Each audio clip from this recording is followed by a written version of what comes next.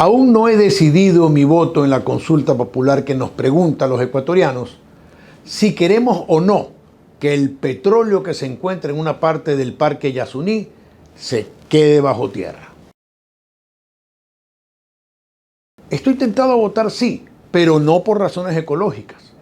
Aun cuando estoy consciente de que son razones muy importantes, el área de explotación del bloque 43 o ITT, llamado así por Ixpingo, Tambococha y Tiputini, es mínima. Apenas cubre el 0.1% de las 100.000 hectáreas protegidas que conforman el Parque Yasuní. Además, este bloque ya está siendo explotado con excelentes resultados económicos y sin afectación al ecosistema. La razón por la que votaría así se basa en principios y resultados. ¿Qué nos ha generado el petróleo desde que empezamos a explotarlo como Estado en los años 70? Según cifras del Banco Central, entre los años 1972 y 2020, Ecuador ha tenido ingresos por 230.000 millones de dólares, sin contar lo que se han robado. ¿A dónde fue a parar ese dinero?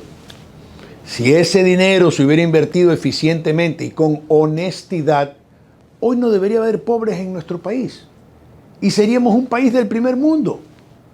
El petróleo solo ha beneficiado a una minoritaria casta de privilegiados que ha vivido y se ha enriquecido gracias al oro negro, mientras la gran mayoría continúa en la pobreza. Y como si fuera poco, las provincias donde se genera el petróleo son las más pobres del Ecuador. En ellas tenemos los índices más altos de pobreza extrema, de insalubridad, de analfabetismo y ahora de inseguridad.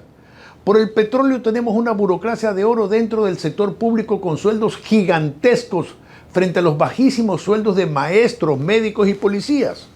Por el petróleo tenemos un sistema político corrupto que busca el poder para enriquecerse, desde las dictaduras militares hasta las civiles disfrazadas de democracia. En resumen, el petróleo en 50 años ha frenado el desarrollo de otras áreas de producción como la agricultura, pesca, turismo y tecnología. Aparte de la corrupción, ha sido causa de centralismo, ineficiencia, injusticias y privilegios, y sobre todo de mayor pobreza. Algunos me dirán, tiene razón, pero en estos momentos de pospandemia y de lucha contra el narcotráfico, necesitamos esos 600 millones de dólares al año que generan esos pozos. Solo puedo decir que siempre quienes se oponen al desarrollo del sector privado y a la reducción del tamaño del Estado encontrarán un motivo para no tomar la decisión de dejar de depender del petróleo. Sin embargo, hay algo que me hace dudar para votar sí. Es escuchar las alternativas que proponen quienes apoyan la consulta para reemplazar esos recursos. Proponen más impuestos. No se les ocurre en ninguna circunstancia recortar el tamaño de ese Estado obeso. Solo se les ocurre quitarle más plata al que produce y por lo tanto al ciudadano más pobre.